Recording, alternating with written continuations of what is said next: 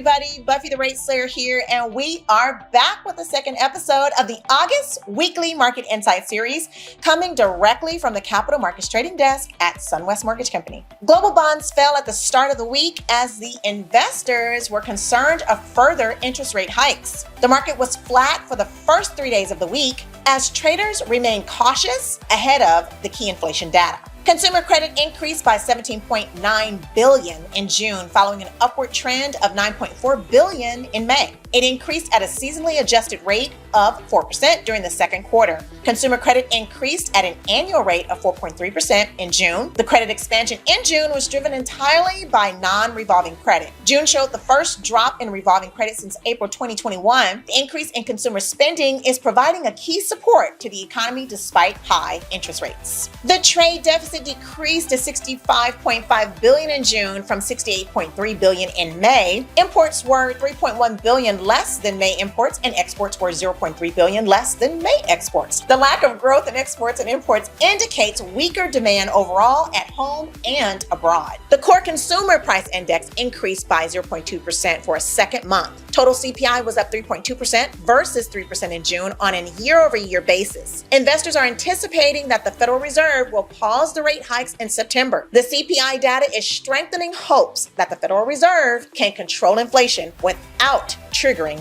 a recession. Applications for initial jobless claims increased by 21,000 to 248,000 for the week ending August 5th. Continuing claims declined by 8,000 for the week ending July 29th. Sectors such as consumer, discretionary, and financials are witnessing increase in corporate bankruptcies. The weekly MBA mortgage index fell by 3.1% after falling 3% a week ago. The purchase index fell by 2.7%, while the refinance index was down 4%. Average 30-year fixed rate was 7.09% versus 6.93% in the prior week. Mortgage applications fell for a third consecutive week. Exports in China declined by the most since early 2020, the beginning of the COVID pandemic. China's struggle in economic recovery is significantly affecting the exporting nations in this fast developing world. Global commodity prices are likely to decrease as demand for raw materials and commodities are reduced due to the economic slowdown. And sorry to go, but that is all we have for this week.